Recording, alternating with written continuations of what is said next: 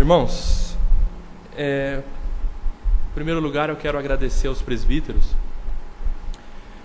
por terem permitido, compartilhar um assunto com a igreja nesta noite. É um assunto que tem me incomodado há algum tempo, tem quebrado a grande dureza do meu coração.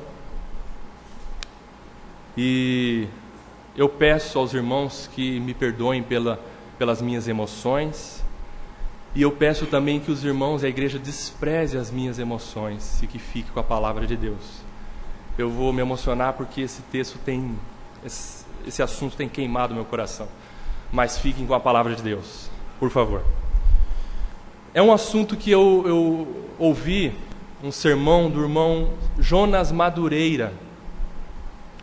Um irmão que tem me ajudado muito a ministrar os jovens da nossa comunidade com assuntos muito práticos, muito diretos, muito específicos e, sem sombra de dúvida, muito bíblicos, né?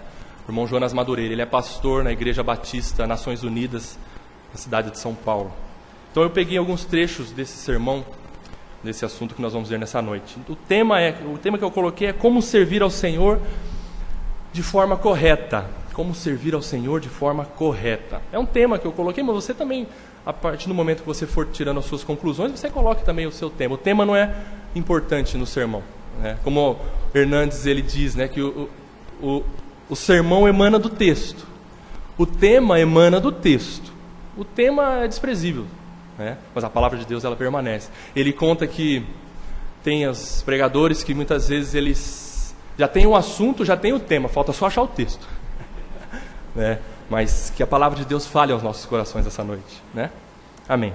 O texto principal, o texto base é Lucas capítulo 17. Lucas capítulo 17. Jesus ele conta uma história ali aos discípulos. Lucas capítulo 17, de 7 a 10. Lucas 17, de 7 a 10. Vamos lá. Qual de vós, tendo um servo ocupado na lavoura ou em guardar o gado, lhe dirá quando ele voltar do campo: vem já e põe-te à mesa? E que antes não lhe diga: prepara-me a ceia, cinge-te e serve-me, enquanto eu como e bebo. Depois comerás tu e beberás? Jesus faz essa pergunta, jogando para os discípulos esse questionamento. Se eles fossem senhores, como eles agiriam nessa situação? Porventura terá de agradecer ao servo, esse senhor terá de agradecer ao servo, porque este fez o que lhe havia ordenado? Assim também vós, depois de haverdes feito quanto vos foi ordenado, dizei: somos servos inúteis, porque fizemos apenas o que devíamos fazer. Eu também tomo a liberdade de ler a versão da NVI, que ela é uma versão muito boa também, para nós verificarmos sinônimos, né? 17, de 7 a 10, eu vou ler aqui. Qual de vós, que tendo um servo que esteja arando ou cuidando das ovelhas, lhe dirá quando ele chegar do campo: vem agora e sente-se para comer? Pelo contrário, não dirá: prepare-me o meu jantar, apronte-se e sirva-me enquanto como e bebo. Depois disso você pode comer e beber. Será que ele agradecerá ao servo por ter feito o que lhe foi ordenado? Assim também vocês, quando tiverem feito tudo o que lhes for ordenado, devem dizer: somos servos inúteis, apenas cumprimos o nosso dever. Muito bem, meus irmãos, esse texto a gente pode fazer uma conexão com relação ao assunto da teologia da prosperidade. A gente já ouviu por muitas vezes esse assunto, esse tema, a teologia da prosperidade, né? A teologia da prosperidade é fácil nós criticarmos, falarmos mal da teologia da prosperidade, basta nós promovermos um discurso contra ela. Mas o difícil é nós tirarmos a teologia da prosperidade do meu e do seu coração. O mecanismo da teologia da prosperidade é o seguinte, ela funciona da seguinte forma. É um mecanismo que concentra toda a nossa obediência numa espécie de serviço necessário para que a gente possa contar com as bênçãos de Deus. É nós servirmos o Senhor, é nós amarmos o Senhor para que Ele nos retribua conforme aquilo que nós temos feito para Ele. É como que se nós tivéssemos que estar bem na fita com Deus. Eu tenho que fazer uma certa coisa, eu tenho que obedecer, eu tenho que praticar a palavra do Senhor de uma certa forma que cause uma impressão para Deus, para o nosso patrão. O relacionamento baseado na teologia da prosperidade gera isso em nossos corações. Eu preciso fazer para que Deus se impressione comigo. Deus precisa ficar admirado com o que eu faço, para que Ele me recompense de certa maneira. Não é à toa, muitas vezes, nesse contexto da teologia da prosperidade, quando ela domina os nossos corações, ocorrem manifestações de revolta contra Deus. Por quê? Quando de Deus não se recebe aquilo que se espera. Muitas vezes, muitos crentes estão obedecendo ao Senhor, estão amando o Senhor, esperando recompensas, mas muitas vezes de Deus, essa pessoa não recebe uma recompensa. E o que gera isso? Uma revolta contra Deus. Gera uma ingratidão contra o Senhor. Porque as pessoas pensam assim, Senhor, poxa vida, eu tenho feito tanto pelo Teu reino, eu tenho feito tanto para a igreja, essa semana até eu limpei o banheiro, Senhor, o Senhor não viu? Mas o Senhor não está me abençoando nessa área da minha vida aqui, parece que o Senhor não está vendo o que eu estou fazendo para o Senhor e para o reino. Esse ponto da minha vida aqui também, o Senhor podia me abençoar. Senhor, eu preciso trocar de carro, o que está acontecendo? O Senhor não está vendo o que eu tenho feito? Essa é a base da teologia da prosperidade. Esse é o mecanismo que faz a teologia da prosperidade funcionar. Mas eu convido você a ter uma experiência de renovação da sua mente em relação ao servir de uma forma correta o Senhor. E esse texto de Lucas, capítulo 17, é muito propício com relação a isso. Nós vimos aqui que Jesus ensina a respeito de um servo que tem uma determinada obrigação, e a realização exata, o cumprimento exato dessa obrigação não pode ser usado como uma reivindicação do favor do Senhor. Jesus está mostrando isso para os discípulos. Jesus pergunta para os discípulos, vocês acham que o Senhor deveria agradecer o servo por ter feito o que ele tinha que fazer? O fato do servo fazer o que lhe compete não é motivo para que o servo seja louvado, para que o servo seja aplaudido. Quando nós obedecemos o Senhor, não é motivo para que Deus e as pessoas digam, parabéns, você fez, você obedeceu, como você é 10, como você é um santo nota 10. Não, nós somos servos. E não se espera outra coisa do servo, a não ser servir ao seu Senhor. Não se espera outra coisa do servo se não fazer conforme lhe foi ordenado. E isso não é um grande feito para ele, porque ele nasceu para isso. O servo nasceu para servir. O servo não deve esperar recompensa, aplauso, consideração do seu Senhor. Jesus olha para os discípulos no versículo 9 e 10. Jesus olhando para os discípulos, ele diz o seguinte: 9. Porventura terá de agradecer ao servo porque este fez o que lhe havia ordenado? Assim também vós, depois de haverdes feito quanto vos foi ordenado, dizei: somos servos inúteis, porque fizemos apenas o que devíamos fazer. Quando nós meditamos nesse texto, em primeiro momento, vem à nossa mente assim um pensamento: nossa, eu sou inútil mesmo, é verdade. Puxa, porque tudo que eu tinha que fazer eu não fiz, eu sou um pecador, eu sou um traste diante do Senhor. É verdade. Eu busco às vezes arrependimento, mas não me arrependo. Às vezes eu me arrependo do que eu fiz, mas depois eu faço de novo. Senhor, como eu sou terrível, é verdade, mas ainda bem que Jesus disse que eu sou inútil. Mas se a gente lê o texto, se nós atentarmos para a palavra de Deus, em primeiro lugar, Jesus não disse que eu e você somos inúteis. Jesus disse para você e eu dizermos isso. Versículo 10, o que diz lá? Assim também vós, depois de haverdes feito quanto vos foi ordenado, dizei, vocês, digam, somos servos inúteis, porque fizemos apenas o que deveria ser feito. Jesus olha para os discípulos e ele não diz assim, vocês são inúteis. Não. Essa declaração da inutilidade, ela deve emanar do próprio servo, de nós mesmos. Nós devemos declarar, eu sou inútil. Em primeiro lugar. Segundo lugar, o servo não deve olhar para a sua própria vida e constatar que não fez conforme deveria ter sido feito, aí ele declara, é verdade, Senhor, eu não fiz o que eu tinha que fazer, por isso eu sou um inútil, é verdade. Não. Vamos ver o texto. A confissão da inutilidade, ela não decorre da sua desobediência. Jesus, na sua completa sabedoria, ele deixa isso em detalhe.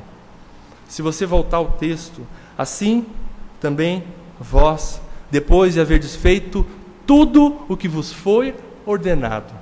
A confissão da inutilidade não decorre da desobediência. Não é porque eu sou desobediente que eu devo concluir que eu sou inútil. É na obediência que eu devo declarar, eu sou inútil. Eu sou inútil. A confissão da inutilidade é resultado da obediência. Versículo 10, Jesus mostra isso. Depois de haverdes feito tudo o que vos foi ordenado. Não é num contexto de desobediência, onde o servo não cumpriu o que lhe foi ordenado, portanto, conclui que é inútil. Não, é exatamente depois do servo ter feito tudo o que foi ordenado, num contexto de obediência, onde nada possa desabonar a conduta do servo. Porque Jesus declarou, depois de vocês terem feito tudo o que vos foi ordenado, declarem, digam, eu sou inútil. É nesse contexto que nós precisamos entender o que Jesus está ensinando aos discípulos e a nós nessa noite. Esse é o ponto crucial, amada igreja.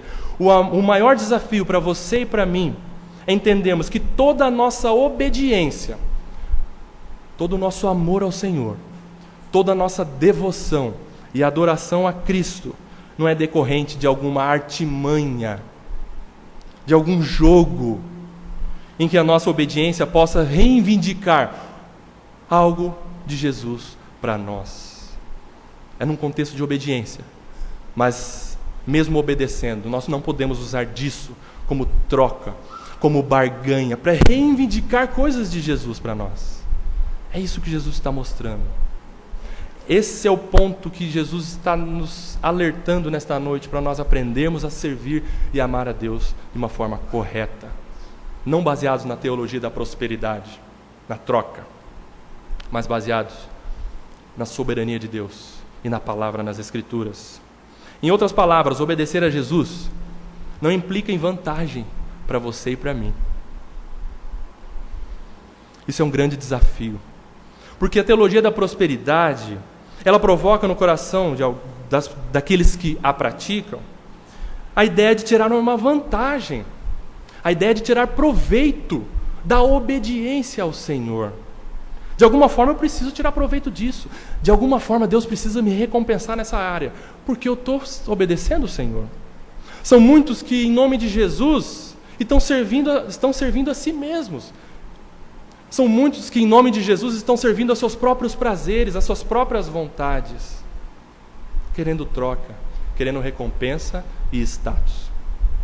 No entanto, o desafio para nós, servos, não é obedecermos a Deus em vista de algo que poderemos receber ou adquirir. Meus amados irmãos, servir a Jesus não é outra coisa senão dizer a Ele, com seus atos de obediência, que você o ama, que você o ama. Não se obedece a Jesus para conseguir algo dele. Se obedece a Jesus para dizer, Senhor, eu te amo, eu te amo. Nós temos relacionamentos e praticamos o amor entre nós. Agora experimente você a dizer para a pessoa que você ama assim, eu amo você, mas eu estou interessado na sua grana.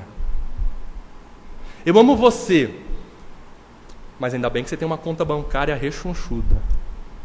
O meu amor por você é real. Experimente dizer isso para a pessoa que você ama.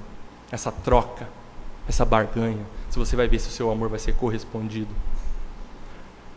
Quem ama de verdade descobre que o amor é sempre uma vivência por nada em troca. Por nada em troca. No casamento nós aprendemos a cada dia um pouquinho disso. Lá em casa, às vezes eu penso, né? Poxa vida, a Rayane não está vendo que eu tenho feito tantas coisas para ela? E será que é difícil dela me amar da forma como eu mereço? Mas essa barganha não deve existir no amor.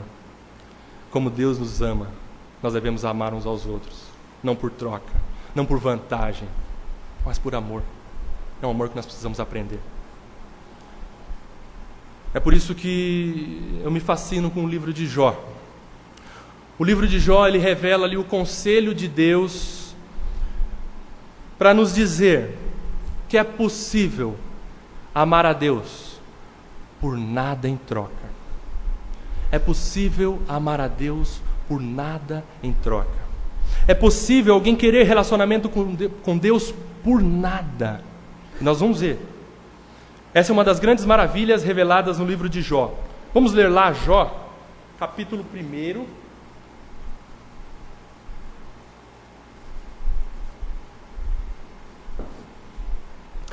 Vamos ter o cuidado de ler os 2 primeiros capítulos do livro de Jó. Vamos lá? Jó, capítulo 1 e capítulo 2. A vida de Jó nos ensina muito, meus irmãos. Vamos lá. Havia um homem na terra de Uz, cujo nome era Jó. Homem íntegro e reto, temente a Deus e que se desviava do mal.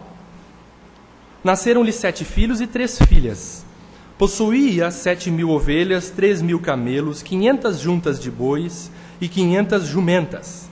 Era também muito numeroso o pessoal ao seu serviço, de maneira que este homem era o maior de todos os do Oriente. Seus filhos iam às casas uns dos outros e faziam banquetes, cada um por sua vez, e mandavam convidar as suas 3 irmãs a comerem e beberem com eles. Decorrido o turno de dias de seus banquetes, chamava Jó seus filhos e os santificava. Levantavam-se de madrugada e ofereciam holocausto segundo o número de todos eles, pois dizia: talvez tenham pecado os meus filhos e blasfemado contra Deus em seu coração. Assim o fazia Jó continuamente. Num dia em que os filhos de Deus vieram apresentar-se perante o Senhor, veio também Satanás entre eles. Então perguntou o Senhor a Satanás: de onde vens? Satanás respondeu ao Senhor e disse: de rodear a terra e passear por ela. Perguntou ainda o Senhor a Satanás: observaste o meu servo Jó? Porque ninguém há na terra semelhante a ele, homem íntegro e reto, temente a Deus e que se desvia do mal. Então respondeu Satanás ao Senhor: porventura de balde ou em vão teme a Deus? Acaso não o cercaste com sebe, a ele, a sua casa e a tudo quanto tem? A obra de suas mãos abençoaste, e os seus bens se multiplicaram na terra. Estende, porém, a mão e toca-lhe em tudo quanto tem, e verás se não blasfema contra ti na tua face. Disse o Senhor a Satanás: eis que tudo quanto ele tem está em teu poder. Somente contra ele não estendas a mão. E Satanás saiu da presença do Senhor. Sucedeu um dia em que seus filhos e suas filhas comiam e bebiam vinho na casa do irmão primogênito, que veio um mensageiro a Jó e lhe disse: os bois lavravam e as jumentas passiam junto a eles. De repente deram sobre eles os sabeus e os levaram e mataram aos servos a fio da espada. Só eu escapei para trazer-te a nova. Falava este ainda quando veio o outro e disse: fogo de Deus caiu do céu e queimou as ovelhas e os servos e os consumiu. Só eu escapei para trazer-te a nova. Falava este ainda quando veio o outro e disse: dividiram-se os caldeus em 3 bandos, deram sobre os camelos, os levaram e mataram aos servos a fio de espada. Só eu escapei para trazer-te a nova. Também este falava ainda quando veio outro e disse: estando teus filhos e tuas filhas comendo e bebendo vinho em casa do irmão primogênito, eis que se levantou o grande vento do lado do deserto e nos 4 cantos da casa, a qual caiu sobre eles, e morreram. Só eu escapei para trazer-te a nova.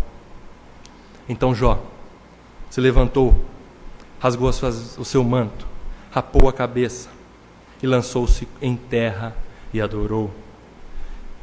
E disse: nu saí do ventre de minha mãe e nu voltarei. O Senhor o deu, e o Senhor o tomou. Bendito seja o nome do Senhor. Em tudo isto, Jó não pecou nem atribuiu a Deus falta alguma. Capítulo 2. Num dia em que os filhos de Deus vieram apresentar-se perante o Senhor, veio também Satanás entre eles apresentar-se perante o Senhor. Então o Senhor disse a Satanás: de onde vens? Respondeu Satanás ao Senhor e disse: de rodear a terra e passear por ela. Perguntou o Senhor a Satanás: observaste o meu servo Jó? Porque ninguém há na terra semelhante a ele, homem íntegro e reto, temente a Deus e que se desvia do mal. Ele conserva a sua integridade, embora me incitasses contra ele para o consumir sem causa. Então Satanás respondeu ao Senhor: pele por pele, e tudo quanto o homem tem dará pela sua vida. Estende, porém, a mão, toca-lhe nos ossos e na carne, e verás se não blasfema contra ti na tua face. Disse o Senhor a Satanás: eis que ele está em teu poder, mas poupa-lhe a vida. Então saiu Satanás da presença do Senhor e feriu a Jó de tumores malignos, desde a planta do pé até o alto da cabeça. Jó, sentado em cinza, tomou um caco para com ele raspar-se. Então sua mulher lhe disse: ainda conservas a tua integridade? Amaldiçoa a Deus e morre. Mas ele lhe respondeu: falas como qualquer doida. Temos recebido o bem de Deus e não receberíamos também o mal? Em tudo isto, não pecou Jó com os seus lábios. Ouvindo, pois, 3 amigos de Jó todo este mal que lhe sobreviera, chegaram, cada um do seu lugar. Elifaz o temanita, Bildade o suíta e Zofar o naamatita, e combinaram ir juntamente condoer-se dele e consolá-lo. Levantando eles de longe os olhos e não o reconhecendo, ergueram a voz e choraram, e cada um, rasgando o seu manto, lançava pó ao ar sobre a cabeça. Sentaram-se com ele na terra 7 dias e 7 noites, e nenhum lhe dizia palavra alguma, pois viam que a dor era muito grande. Meus amados irmãos, o livro de Jó tem muito a nos ensinar. Tem muito a nos ensinar. E de acordo com esse assunto que nós estamos vendo a respeito de servir o Senhor, não por troca, mas por amor, nós nos baseamos nessa história, nesse fato que aconteceu na vida de Jó. E o que nos chama a atenção,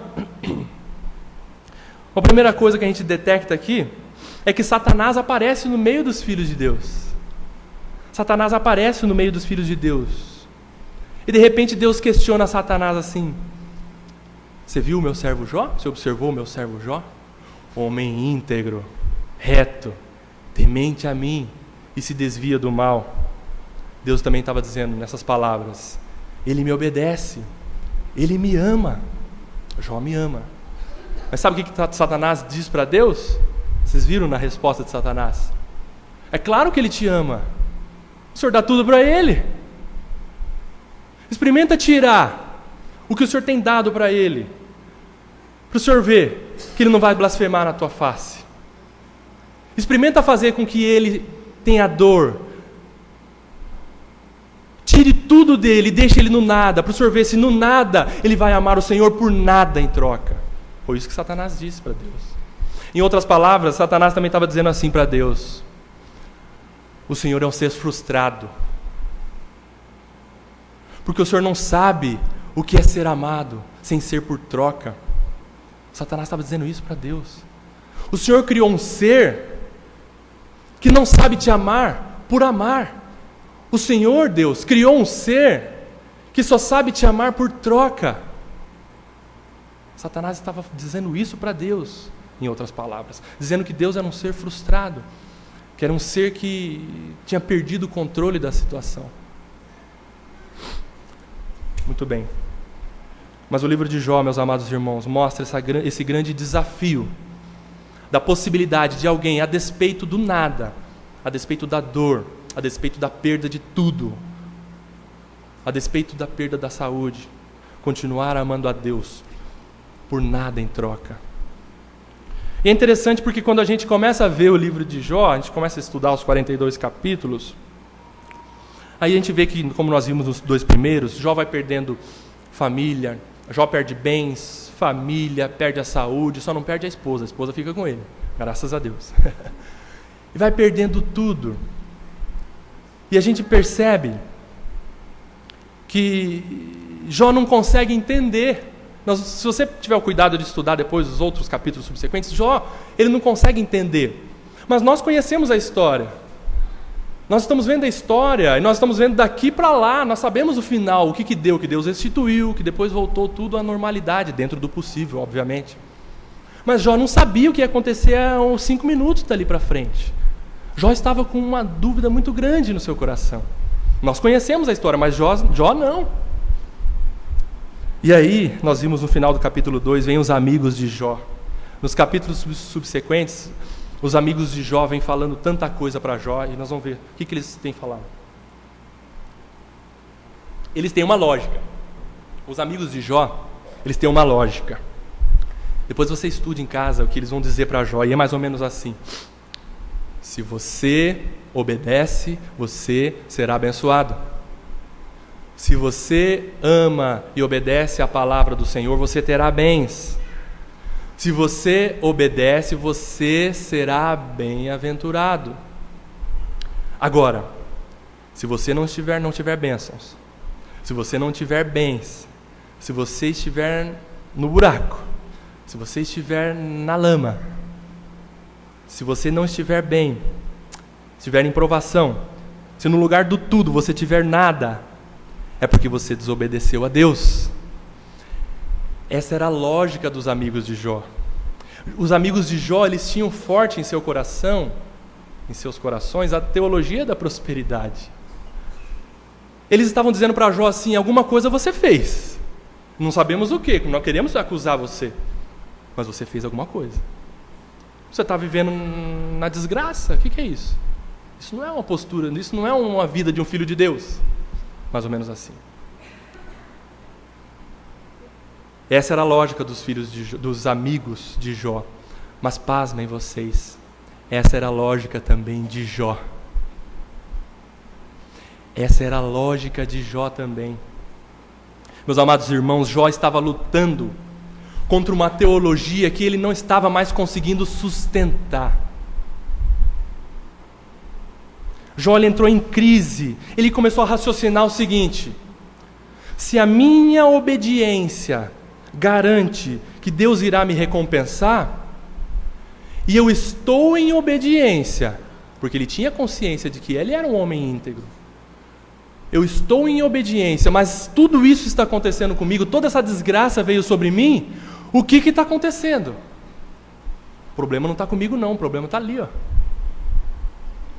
Jó começou a pensar assim, nos primeiros momentos após essa grande crise que veio contra ele. Jó começou a ter esse pensamento. E olha só, ele começa a orar ao Senhor de uma forma dura, querendo jogar para Deus a culpa. Olha lá, capítulo 10, o que diz? Jó capítulo 10. Jó, ele estava lutando contra esta teologia que ainda está forte no meu e no seu coração, de troca, de barganha. Por que, Senhor, está acontecendo isso comigo? Por que, Senhor? Eu estou obedecendo, mas por que, Senhor? Olha só o que Jó ora para Deus. Vejam bem, olha o teor da oração de Jó. Capítulo 10, de 1 a 9, vamos lá. A minha alma tem tédio à minha vida, darei livre curso à minha queixa, falarei com a amargura da minha alma. Direi a Deus, não me condenes. Faze-me saber por que contendes comigo. Parece-te bem que me oprimas, que rejeites a obra das tuas mãos e favoreças o conselho dos perversos? Tens tu olhos de carne? Acaso vês tu como vê o homem? Irmãos, só lembrando, ele está falando isso para Deus, tá? São os teus dias como os dias do mortal? Ou são os teus anos como os anos de um homem, para te informares da minha iniquidade e averiguares o meu pecado? Bem sabes tu que eu não sou culpado. Todavia ninguém há que me livre da tua mão. As tuas mãos me plasmaram e me aperfeiçoaram, porém agora queres devorar-me. Lembra-te de que me formaste como um barro, e queres agora reduzir-me a pó? Jó, ele ora para Deus dando uma dura em Deus. Ele diz assim: Senhor, o Senhor não está entendendo? O Senhor não está vendo que eu sou humano? Acaso o Senhor não sabe o que é ser humano? O que é ser gente, pessoa? O Senhor está exagerando. A sua mão está pesando sobre mim, e o que eu fiz, Senhor? Senhor, o que está acontecendo? Eu sou obediente, eu cumpro a tua palavra, eu dou o dízimo, eu faço tudo certinho, e o Senhor ainda pesa a sua mão sobre mim? Acaso o Senhor tem olhos de mortal? Como dizendo para Deus: Senhor, o Senhor não sabe o que é ser homem, viu? para Deus, gente, para Deus. Para Deus. Toda essa crise de Jó, ela decorre do fato de não estar entendendo o porquê dele estar passando, sofrendo o que ele está sofrendo. Ele não estava entendendo o que ele estava passando. E Jó sabe que ele está obedecendo. Sabe por quê? Porque não foi ele que deu testemunho de si mesmo. Não foi Jó que disse, eu sou íntegro, eu sou obediente, eu sou temente a Deus e me desvio do mal. Não foi Jó que disse isso. Foi Deus que disse isso. Esse é o meu servo Jó, homem íntegro e reto, temente a Deus e que desvia do mal. Não há outro igual a ele na terra. Deus disse isso. Deus disse isso sobre Jó. Então Jó sabia que ele estava obedecendo. Quem de nós duvidaria dessa afirmação do Senhor, quando ele declara essa integridade de uma pessoa? Nenhum de nós. É quando a gente começa a ler o livro de Jó, com um olhar através da teologia da prosperidade, a gente já inicia o livro concluindo assim, agora eu sei, Jó fez alguma coisa errada. Não é possível, olha só o que está acontecendo com ele. Aí lá no capítulo 42, a gente termina de ler o livro e... descobri. Eu sei porque que Jó está passando pelo que ele passou. Porque ele disse que ele conhecia Deus só de ouvir. Está aí, o problema está aí. Está vendo porque ele está passando pelo que ele passou? Porque ele só conhecia o Senhor de forma rasa. Essa já é uma forma, é uma maneira de nós lermos o texto baseados na teologia da prosperidade. Baseados nesse relacionamento errado de troca com Deus. Mas o fato é que desde o início do texto, desde o início do livro, Deus dá testemunho de Jó. Deus dá testemunho de Jó. E a gente pode ler com toda certeza, os 42 capítulos, que Jó era um homem íntegro e que ele não tinha feito nada de errado. Nada de errado, não tenha dúvida disso. Mas ele sofreu o que ele sofreu. Meu Deus, o que aconteceu então? Meus amados irmãos, a gente coloca muita regra, muita forma, muita lei na nossa vida com Deus e entre nós. Nós colocamos muitas formas entre nós. Nós colocamos muitas formas, por exemplo, na oração. Se eu não orar e sair para a viagem, pode acontecer um acidente. Se eu não dou dízimo esse mês, ou dou de forma parcelada, o Senhor vai me pegar. A gente tem esse relacionamento de lei, de forma, de regra com Deus, mas Deus não é assim. Deus não é assim. Esqueci de ler a Bíblia hoje de manhã. Não vou vender nada hoje. Mas com Deus não é assim, meus irmãos, fique tranquilo. É lógico que todas essas coisas nós devemos fazer. Orar, ler a Bíblia, dizimar, ofertar com generosidade, sem dúvida nenhuma. Mas nós não podemos fazer disso uma troca, para Deus se impressionar conosco e dizer, parabéns, agora você vai ser recompensado. Não, nós não podemos fazer isso, nós não podemos viver com essa troca, com esse jugo, com essas amarras em nossas vidas.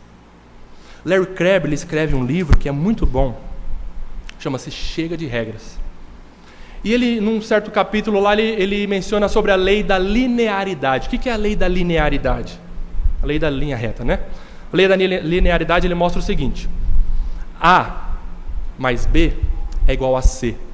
O que é isso? Ele mostra o seguinte: nós cristãos, quando colocamos regra em nossas vidas, nós incutimos isso no nosso coração, essa regra. Se eu fizer o A e se eu fizer o B, o resultado certamente vai ser o C. Se eu ler a Bíblia e se eu der uma oradinha para dar uma forcinha a mais, com certeza vai dar tudo certo. Mas Larry Crabb diz assim, não, para Deus não existe isso. Para Deus não existe regra. Aliás, ele dá um exemplo muito forte, muito interessante com relação a filhos de pastor. Ele mostra ali uma regra, a regra, na verdade, a quebra da regra, a contra-regra. Um pastor, por exemplo, pode ter 2 filhos. E esses 2 filhos podem se converter e viver para o Senhor e serem homens de Deus. Um pastor pode ter 2 filhos. Um deles pode se converter, o outro não. Um pastor pode ter 2 filhos e os 2 podem se perder. A regra não se aplica no reino de Deus, de que nós nascemos de uma estirpe, nós nascemos de uma linhagem, então está tudo certo, está tudo garantido para mim lá no céu. De jeito nenhum. De jeito nenhum. Todos nós precisamos ter uma experiência de uma nova vida com Cristo Jesus. Todos nós, seja filho de quem quer que seja. Eu precisei ter uma experiência com Deus para eu dizer, Senhor, eu quero o Senhor. Porque não adiantou o batismo com meus 12 anos. Porque o batismo não me mudou. Eu quis me batizar porque deu a idade, então eu me batizei. Mas eu continuei não entendendo e fazendo tantas coisas erradas. Mas eu tive que, em um momento da minha vida, dizer, Senhor, eu quero o Senhor. Eu quero o Senhor. Eu estou batizado. E eu fiz tantas coisas erradas. Nossa, você fez aí, mesmo sendo batizado? Fiz muitas coisas erradas. Mas eu precisei ter uma experiência com Deus. Precisei ter uma experiência com o Senhor. E cada dia nós precisamos, eu preciso, renovar minha mente através da palavra de Deus. Jó vai questionando Deus. Até o momento em que Deus aparece. Deus aparece nessa história. E a gente fica na expectativa assim, agora Jó vai saber por que ele está sofrendo. Porque Deus vai explicar para ele, lógico. Deus vai contar para ele por que ele está sofrendo. Agora ele vai saber o que eu estou sabendo. Mas Deus chega para Jó e conta o seguinte, capítulo 38. Jó, capítulo 38. Jó, capítulo 38.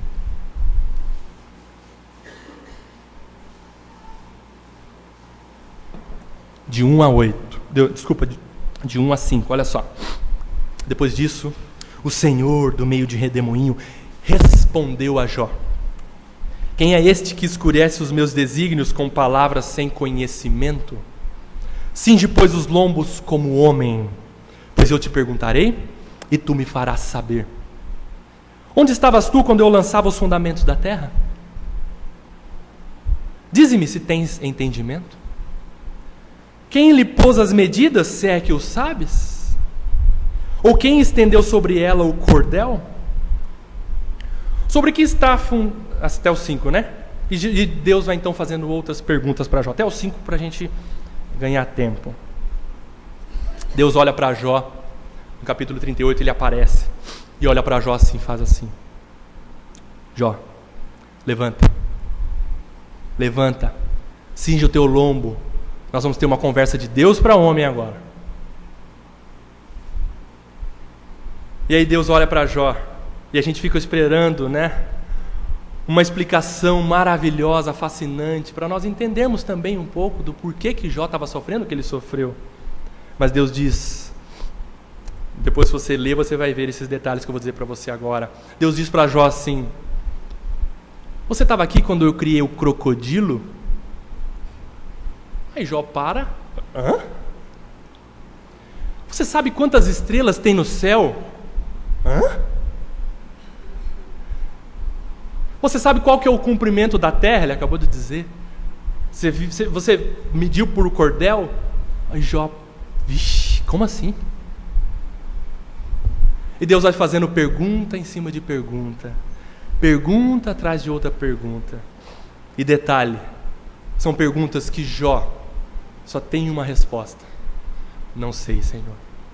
Não sei, Senhor. Não sei, Senhor.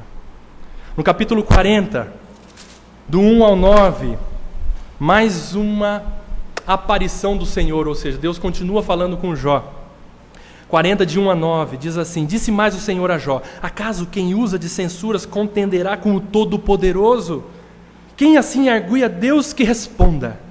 Então Jó respondeu ao Senhor e disse: sou indigno, que te responderia eu? Ponho a minha mão na boca. Ponho a mão na minha boca. Uma vez falei e não replicarei. Aliás, 2 vezes, porém não prosseguirei. Então o Senhor do meio do redemoinho respondeu a Jó: cinge agora os lombos como homem, eu te perguntarei e tu me responderás. Acaso anularás tu de fato o meu juízo? Ou me condenarás para te justificares? Acaso anularás tu de fato o meu... Desculpa, agora o 9. Ou tens braço como Deus, ou podes trovejar com a voz como Ele o faz? Deus está dizendo assim para Jó: Jó, quer que Jó nesse momento ele dá uma paradinha e fala: Senhor, na verdade eu sou um indigno mesmo, o que eu fui falar? Eu falei coisa aí, Deus já interrompeu. Não, peraí, não terminei ainda. Cinge o seu lombo, fica de prontidão, que eu vou continuar falando para você. Acaso você acha que eu vou te justificar para me condenar? Isso que eu estou fazendo com você, você acha que está sendo muito? O que eu estou fazendo com você, você não está gostando? Deus fala isso para Jó. E aí ele continua dizendo no capítulo 40, 41, você sabe isso? Você sabe aquilo? Você sabe onde fica o depósito da neve? E Jó fala, vixe, sei não. E Jó vai continuando respondendo uma só resposta. Eu não sei, Senhor. Não sei, Senhor. Não sei, Senhor. Eu não sei. Não sei. É como se no final de tudo, Deus estivesse dizendo para Jó assim, por que você acredita? Você saber o porquê de você estar sofrendo, você vai ser mais feliz. Deus está dizendo isso para Jó. Por que você quer saber a resposta desse teu sofrimento? Você acha que você vai ser mais feliz sabendo o porquê que eu estou fazendo isso com você, Jó? Sendo que você não sabe tantas outras coisas do universo.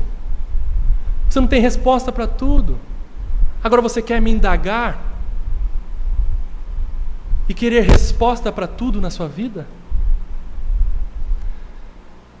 Nesse ponto, eu estava pensando que as crianças, elas nos ensinam muito com relação a isso, né? As crianças perguntam. Eu estou na fase lá de uma pequenininha que me bombardeia com perguntas. Pergunta para lá, pergunta para cá, pergunta para lá, pergunta para cá. É duro, tem hora que eu invento uma resposta lá, mirabolante, e às vezes ela não acredita em mim, não. De certo ela deve pensar, meu pai não está adiantando estudar muito, não. Mas ela continua brincando. As crianças, quando não tem uma resposta, elas não param a brincadeira, elas continuam brincando. Que lindo isso. Nós aprendemos muito com isso. Meus amados irmãos, amada igreja, perguntas não podem fazer você parar. Perguntas sem respostas não podem ser suficientes para travar a sua vida.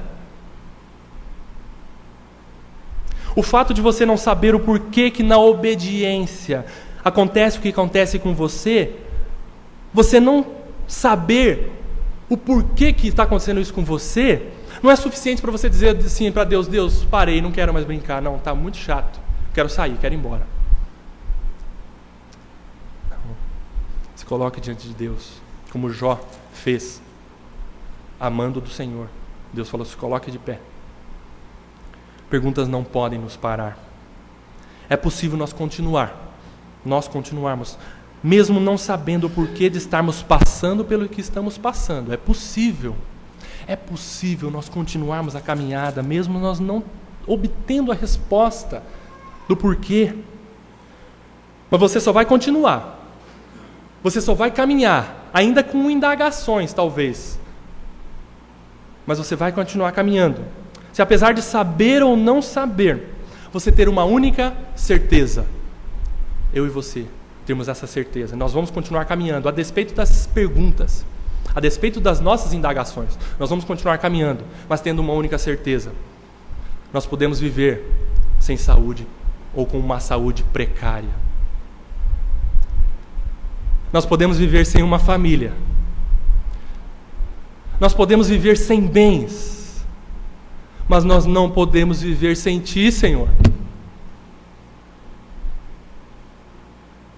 Muitas coisas vão mudar na nossa caminhada. As respostas, muitas delas não vão ser respondidas, porque Deus quer assim.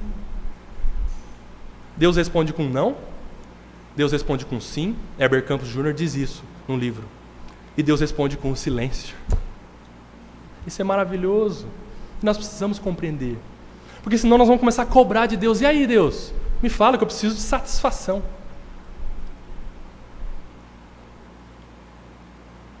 O que está em jogo aqui nessa noite, meus amados irmãos, não é o que Deus pode lhe dar, mas é o que Deus é. É o ser de Deus. Por isso que pensar sobre Deus, meus amados irmãos, amada igreja, não deveria ser algo que empolgasse somente os teólogos, não deveria ser algo que somente empolgasse os estudiosos, os acadêmicos nas faculdades de teologia. Estudar, conhecer Deus, nos fascinar por Deus, nos empolgar por Deus deveria ser nossa tarefa. Conhecer o ser majestoso e criador do nosso Senhor deveria ser a nossa obrigação. Um dia na nossa vida, nós precisamos nos fascinar com o ser de Deus, porque Ele é maravilhoso. Nós devemos achar prazeroso seguir o Senhor e viver para Ele.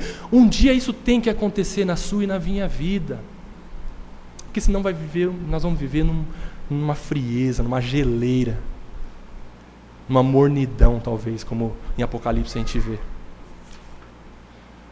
Porque enquanto não houver admiração, enquanto não houver adoração a Deus, enquanto nós não ficarmos espantados com a majestade do nosso Deus, nós não ficarmos maravilhados com a glória do nosso Deus, a tal ponto de não conseguirmos encontrar outro caminho senão realizar feitos única e exclusivamente para a glória dEle, nós estaremos descontentes com tudo e com todos, inclusive com Deus.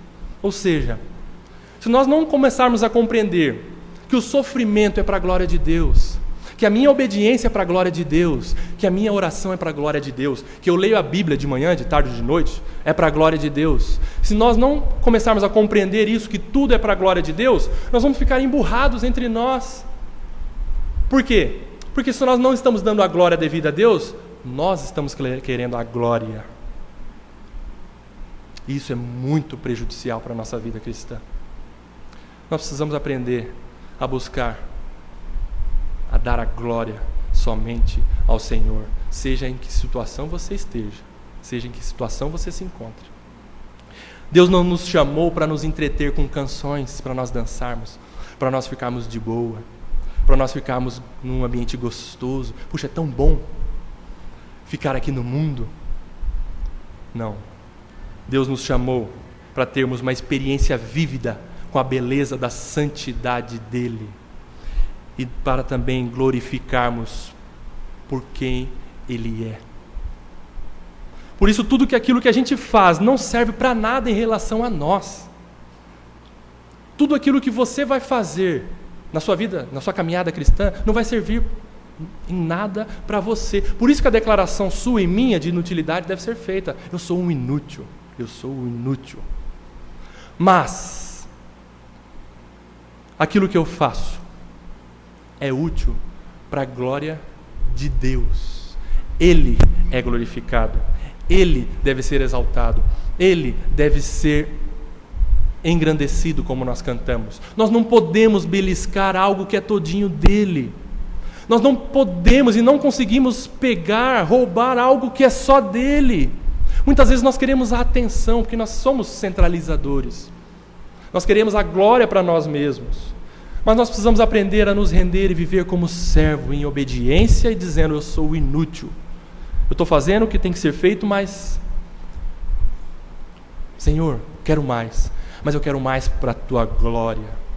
Eu quero mais porque o Senhor é digno. Eu quero amar o Senhor porque o Senhor é merecedor de toda a honra e toda a glória. Parker, ele ensina no livro que chama Na Dinâmica do Espírito, ele ensina algo a respeito de nós imitarmos o Espírito Santo naquilo que ele chama de ministério do holofote. Ministério do holofote, isso é muito interessante. O ministério do holofote é o ministério de apontar luz para aquilo que realmente merece luz, merece valor, merece destaque. Aquilo que de fato é o fim.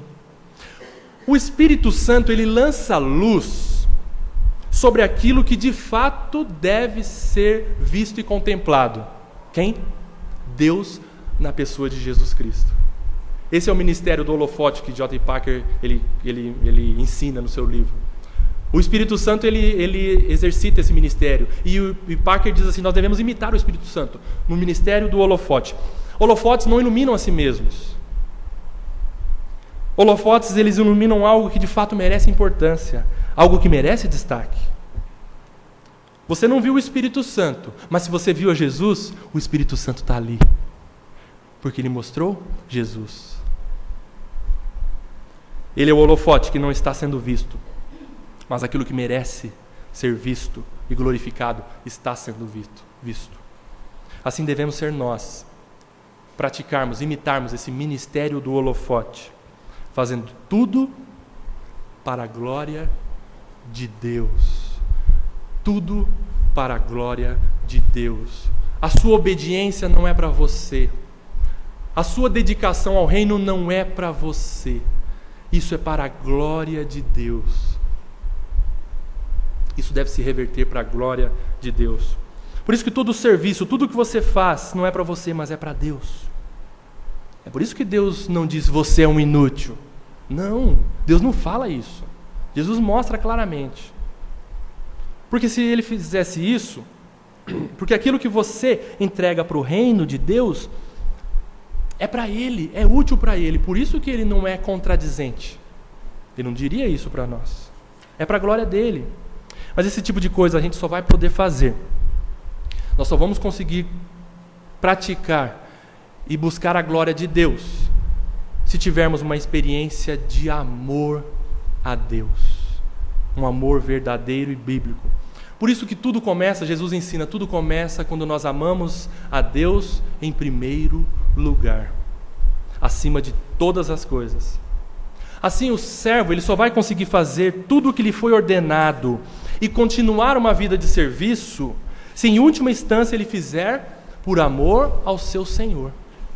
Senão ele desiste, senão ele abandona, ele desanima, porque ele quer a glória para ele. Nós somos assim. Nós, na nossa natureza caída, nós queremos tudo para nós. Mas a partir do momento que Deus vai ganhando o nosso coração, nós vamos entendendo que eu obedeço o Senhor. Eu sou íntegro como Jó. Não estou dizendo isso de mim, tá? Jó é íntegro, é reto, é temente a Deus, mas é para a glória de Deus. Deus estava dizendo isso. Ele faz isso para me glorificar. Por isso que nós não devemos adorar a Deus e servir a Deus e amar a Deus por regra, por legalismo, por religiosidade, sem amor, sem devoção, para agradar pessoas. Não, nós não podemos fazer isso. Nós devemos amar o Senhor, viver uma vida para Deus, para a glória dEle, independentemente se as pessoas estão vendo que você lavou o banheiro ou não, se as pessoas estão vendo ou souberam que você leu a Bíblia ou não, não importa. É para Deus que você está fazendo, é para Deus que você vive, é a Deus que você serve, é a Deus que você deve glorificar. Hoje, minha amada igreja, você e eu estamos sendo desafiados a obedecer a Deus e a confessar a nossa inutilidade, tendo a consciência de que tudo o que fazemos é para a glória dEle, é para a glória de Deus, é para a glória de Deus. Agora nós vimos que no contexto ali que Jesus mostra naquela história, os servos obedeceram, fizeram tudo o que foi ordenado. É verdade. Nós obedecemos para Deus. Nós praticamos tudo o que devemos praticar para Deus. Mas e no contexto da desobediência? Será que nós vamos falhar? Será que eu e você vamos sempre fazer o que nos foi ordenado? De jeito nenhum. Nós vamos falhar. Nós vamos pecar, nós vamos cometer, às vezes, pecados gravíssimos contra Deus. A nossa vida não é sempre em fazer tudo que nos foi ordenado, não é bonitinho assim, não. A verdade é que a história de Jesus é muito séria, e ele diz aquele contexto, mas ele sabe que nós não conseguimos praticar e viver 100%, obedecendo a tudo o que nos foi ordenado. Nós vamos falhar. Sabe por que nós vamos falhar, nós vamos pecar? Porque nós somos barro. Nós somos barro. E é da natureza do barro se estragar. Fique tranquilo. Se você desobedeceu, você é barro. Você pecou, você é barro. Você não é o Criador. É no contexto da obediência que nós declaramos a nossa inutilidade. Mas também é no contexto da desobediência que nós devemos declarar: eu sou inútil, Senhor. Muda o meu coração. Eu quero fazer tudo o que me é ordenado. Mas nós falhamos, nós somos barro. Nós temos a natureza de barro, que é a natureza da desobediência. Por isso que Deus chamou o profeta Jeremias, lá no capítulo 18 de Jeremias, chamou o profeta para ir a uma olaria. Vocês se lembram dessa história? Jeremias foi à olaria e viu o oleiro entregue à sua obra, mexendo no barro, trabalhando, fazendo uma obra de arte. O interessante é que o oleiro Ele não ficou disperso, ele não se distraiu com a presença do profeta, mas ele ficou entregue, Deus mostra através de Jeremias, ele ficou entregue à sua obra. Nada distraía o oleiro. Sabe por quê? Porque a natureza do oleiro é a natureza da perfeição. É a natureza da perfeição. Porque a natureza do oleiro é a natureza da perfeição. E nos espanta quando a gente lê aquele texto, a perícia do oleiro. Mas, meus amados irmãos, se você continua lendo, apesar da perícia do oleiro, o barro se estragou. Porque é da natureza do barro se estragar. O oleiro é perfeito, o oleiro é perito, mas o barro se estraga. Deus é glorioso, Deus é Senhor dos céus e da terra. E nós somos criatura e obra de suas mãos. Nós precisamos entender isso. Muitas vezes queremos inverter. Senhor, o que o Senhor está fazendo? Eu vou mudar o Senhor, porque está errado a trajetória da minha vida. Deus é o Senhor soberano e nós somos obras de suas mãos. Tudo bem, é a natureza do barro se estragar, mas esse não é o problema. O problema é o seguinte: onde o barro se estragou? Vocês se lembram? O barro se estragou nas mãos do oleiro. O barro se estragou nas mãos do oleiro. Portanto, meus amados irmãos, não somos nós que vamos atrapalhar a obra do Senhor. Não há pecado que seja suficiente para que o oleiro deixe de lado o barro. Aleluia, glória a Deus. Você e eu vamos nos estragar, e com certeza iremos, estamos nos estragando a cada momento, porque o pecador, ele sabe pecar muito bem. Nós somos pecadores, nós nos estragamos toda hora. Mas nós iremos nos estragar, e estamos nos estragando nas mãos do oleiro. E o oleiro, sabe o que ele faz, o nosso Redentor? Ele nos refaz. Ele nos refaz, segundo compete a sua própria vontade. Aleluia! Ele irá insistir com você e comigo. Aleluia, glória a Deus, porque você é barro e Ele é Deus, e Ele faz de você e de mim o que lhe apraz, mas Ele não desiste de nós, Ele não encosta o barro de lado. Se você se estragou, se você pecou, se você entristeceu a Deus, se você cometeu uma catástrofe, você obviamente não irá receber nenhum elogio por isso, claro. Mas se você obedeceu, se você está certinho, 100% diante de Deus, as suas estrelinhas amarelas no quadro de Deus estão cheias, está cheio de estrelinhas, você não irá receber elogio de Deus por causa disso também. Aleluia, aleluia. Deus vai fazer tudo de novo se a gente se estragar na mão dele. Talvez hoje, meus amados, seja o dia para um recomeço na vida de muitos aqui, através do trabalhar da palavra de Deus na sua e na minha vida. Hoje nós percebemos a problemática envolvendo a teologia da prosperidade, mas também nós fomos exortados a termos o gozo e a alegria na presença de Deus para a glória dele. Jonathan Edwards disse o seguinte: Deus não é mais glorificado quando você levanta suas mãos e diz, Deus seja glorificado. Não. Deus é mais glorificado. Deus é mais glorificado quando mais prazer você tem nele. Mais prazer você vai tendo nele. Ainda que você peque, mas você está nas mãos do Redentor oleiro que te refaz. Mas você vai pecar, mas ele irá te refazer. Isso vai ser para a glória dele. E você vai continuar obedecendo, que bom. Eu estou te elogiando, mas Deus não se importa com a sua obediência. Deus não muda e não se impressiona. Nossa, está me impressionando e você é melhor do que aquele. Não, Deus não faz isso. Deus não se impressiona com a nossa obediência, mas Ele exige a nossa obediência. Para a glória dEle. Para a glória dEle. Vamos suplicar a Deus arrependimento e confessar o seguinte: sou inútil. O que faço não é para mim, mas para Deus. Que Ele, somente Ele, seja louvado em tudo o que tenho feito de melhor.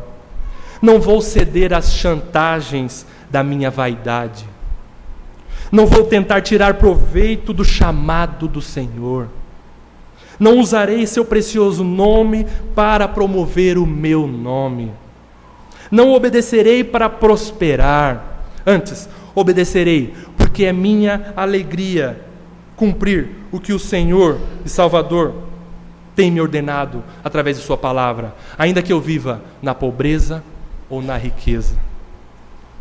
Amém. Vamos às considerações finais, então? 2 considerações eu coloquei aqui. Quando amamos o Senhor, não por troca, não por barganha, isso naturalmente muda as nossas vidas e os nossos valores. Quando nós começamos a tirar do nosso coração a teologia da prosperidade, né? Esse desejo de retribuição, Senhor me restitui, Senhor me dá, porque eu tenho feito. Quando a gente tira isso, quando a gente vive um relacionamento saudável com Deus, muda os nossos valores. Nós passamos a nos dedicar mais ao estudo das Escrituras, não para os homens verem, ou não para você se gabar e dizer, eu li mais, eu li hoje, você não leu, não, mas para a glória de Deus. Nós passamos a nos dedicar mais ao estudo das Escrituras, nós passamos a nos dedicar mais às orações. As orações. Não uma oração para impressionar Deus e fazer com que Deus balance lá do seu trono, não. Oração para a glória de Deus. Orações objetivas, simples, e que nós devemos dizer, Senhor, o Senhor seja glorificado através dessa minha oração. Ore por mim, Senhor. Nós passamos a nos dedicar mais ao convívio saudável no lar e na igreja. Isso muda os nossos valores. Quando nós deixamos de lado esse desejo de recompensa por obedecer a Deus. Isso muda. Isso também muda a nossa dedicação a congregar, a participar dos cultos, a estarmos juntos, reunidos como igreja para ouvir a palavra de Deus. A primeira consideração. A segunda agora, para encerrar. Obediência é uma maneira de dizer, eu te amo, Senhor. Eu te amo, Senhor. Sabe por quê? Porque a obediência do Senhor Jesus Cristo na cruz foi um grito para o mundo inteiro ouvir. Pai, eu te amo. E eu amo você. Amém.